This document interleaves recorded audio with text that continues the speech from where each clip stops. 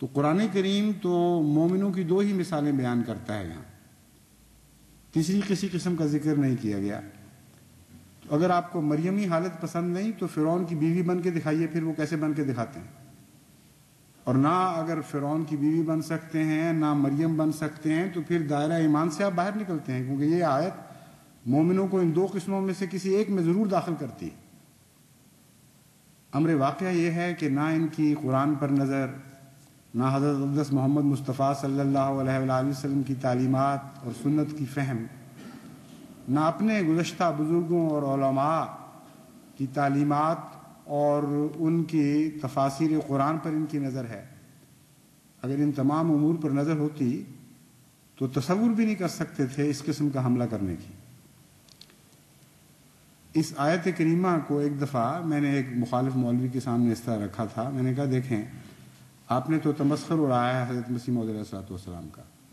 اور مجھ سے پوچھ رہے ہیں کہ بتاؤ حاملہ کیسے ہوئے، کس طرح بچہ بنا، کتنے مہینے بعد وہ بچہ پیدا ہوا، اور کس قسم کی تکلیفات اٹھائیں۔ تو آپ کو تو مریم بننا پسند نہیں ہے، اس لیے لازماً جب آپ مومن ہونے کا دعویٰ کرتے ہیں تو فرعون کی بیوی ہونے کا تو اقرار کرنا پڑے گا۔ تو پہلے مجھے وہ قصہ سنا دیجئے کہ فرعون کی بیوی کیسے بنے، پھر میں حضرت مسیح موعود علیہ السلام کی مریمی حالت کا بھی قصہ سنا دوں گا، کیونکہ قرآن کریم نے پہلے فرعون کی بیوی کی مثال دی ہے، بعد میں مریم کی مثال دی ہے۔ تو جس نہج پر آپ بات شروع کریں گے میں اسی کو آگے چلا کر آپ کو بتاؤں گا کہ پھر مریمی حالت کس کو کہتے ہیں۔ امر واقعہ یہ ہے کہ عرفان سے عاری لوگ ہیں، ان کو فہم ہی کوئی نہیں ہے قرآن کریم کا،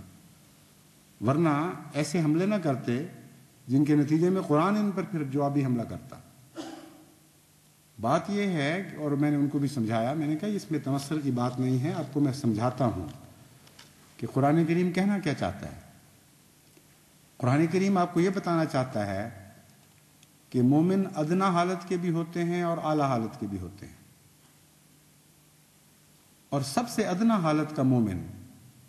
جسے قرآن قبول کرتا ہے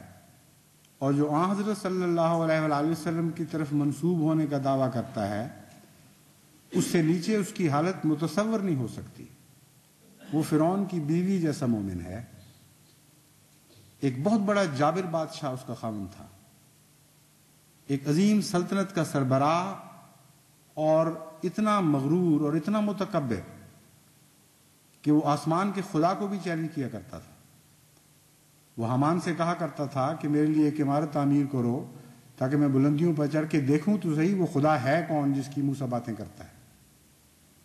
ایسے متکبر اور جابر اور ظالم بادشاہ کے نیچے ایک کمزور عورت بطور بیوی کی تھی جس کا کوئی بھی بس اور اختیار نہیں تھا،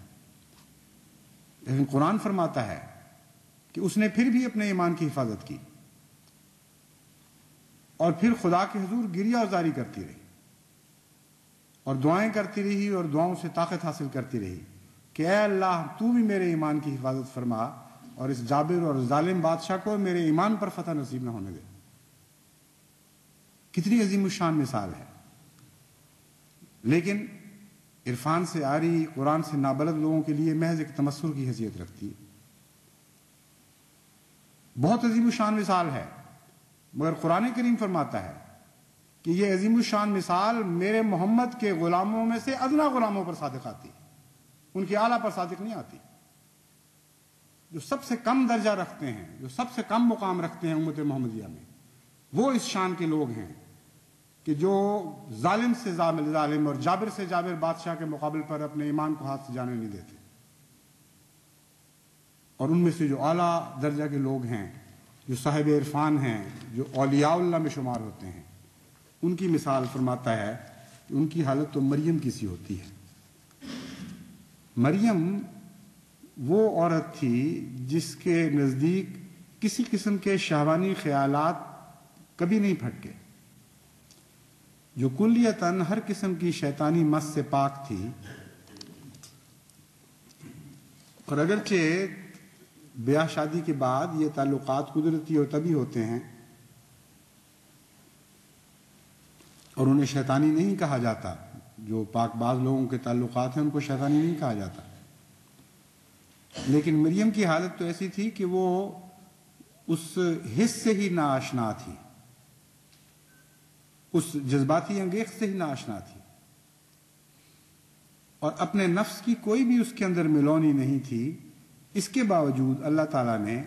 محض اپنی قدرت سے اسے ایک روحانی اور جسمانی فرزند عطا فرمایا۔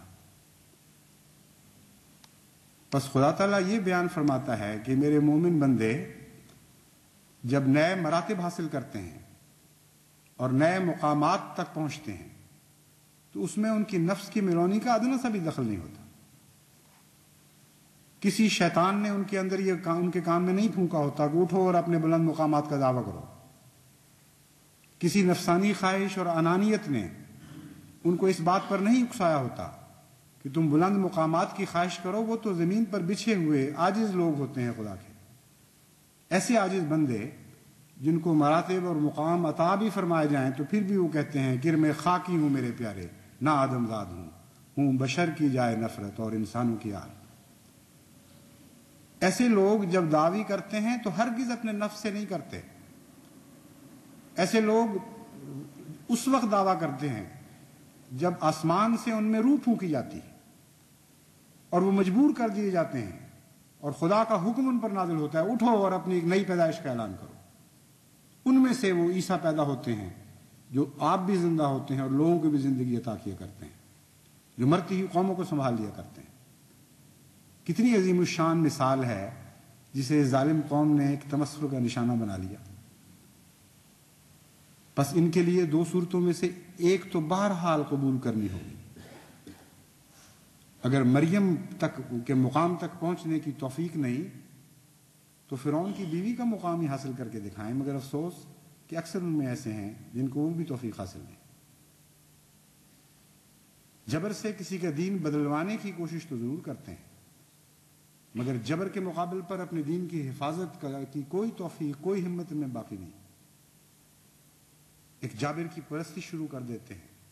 ایک عامر کو بطور قوم قبول کر لیتے ہیں۔ ان میں مظلوم بھی ہیں، کمزور بھی ہیں، بے اختیار بھی ہیں، یہ میں سب جانتا ہوں۔ ان میں صاحب ہمت بھی ہوں گے لیکن نسبتاً کم، اور بدقسمتی سے اکثر حالت قوم کی ایسی ہو چکی ہے یا بنا دی گئی ہے جبر کے ساتھ کہ اب ان میں کلمہ حق کہنے کی طاقت باقی نہیں رہی۔ تو جہاں تک جماعت احمدیہ کا تعلق ہے، ہم تو ان دونوں ہاتھوں کو اپنے اوپر اس طرح اپنے اوپر طاری کر چکے ہیں کہ ہم میں سے ہر ادنا احمدی جو کم سے کم مقام پر بھی فائز ہے، وہ بھی خدا تعالیٰ کے فضل سے اپنے ایمان کی حفاظت کے لیے ہر قربانی کے لیے تیار ہے اور ہر قربانی پیش کرتا چلا جا رہا ہے۔ تمہاری آنکھوں کے سامنے ہے۔ کتنوں کے دین تم بدلوا چکے ہو، کتنوں کے کلمے تم نے ان کے سینوں سے نوچے ہیں، کتنوں کو قیدوں کی مصیبت میں مبتلا کیا، کتنوں کے خون بہائے، لیکن دیکھو خدا کے یہ عاجز بندے کس شان کے ساتھ قرآن کریم کی اس بیان کردہ اس مقام کو چمٹے ہوئے ہیں کہ ایک ظالم اور جابر بادشاہ کی تلوار کے نیچے بھی لا الہ الا اللہ کے اظہار سے باز نہیں آ رہے اور نہ کبھی باز نہیں آئیں گے۔ تو ادنا کی یہ حالت ہے، انہی میں سے وہ اعلیٰ بھی پیدا ہوتے ہیں اور ہوتے رہیں گے جن کو خدا مریمی حالت عطا فرمائے گا، ان کے وجود کے اندر سے نئے وجود پیدا ہوتے رہیں گے۔ اس سے پہلے بھی حضرت مسیح موعود علیہ الصلوۃ والسلام کے علاوہ بھی صاحب کشف و الہام بزرگ ایسے تھے جو اس عارفانہ نقطہ کو پا گئے تھے، کیونکہ فی الحقیقت وہ تعلق باللہ رکھنے والے لوگ تھے۔ ان میں سے ایک حضرت سید عبد القادر جیلانی رحمۃ اللہ علیہ ہیں۔ وہ اپنے مقالات میں سے 26ویں نمبر کے مقالے میں 26ویں نمبر کے مقالے میں لکھتے ہیں، لا تکشف البرقع والقناع عن وجہ کا، کہ تو اپنے چہرے پر سے برقع اور قناع نہ اتار۔ اب یہ دونوں چیزیں عورت کا لباس ہیں۔ اس سلسلے میں یہ کیا قصہ ہے کہ حضرت سید عبد القادر صاحب جیلانی یہ فرما رہے ہیں کہ اے مرد، اے مخاطب، تو اپنے چہرے سے برقع اور قناع کو نہ اتار۔ اس کی تشریح میں حضرت شیخ عبدالحق صاحب محدث دہلوی فرماتے ہیں برقع اور قناع کی تعبیر یہ ہے کہ یہ عورت کا لباس ہے اور اس میں اشارہ ہے کہ ظہور کمال تک مرد بھی بمنزلہ عورت کے ہوتا ہے، ظہور کمال تک مرد بھی بمنزلہ عورت کے ہوتا ہے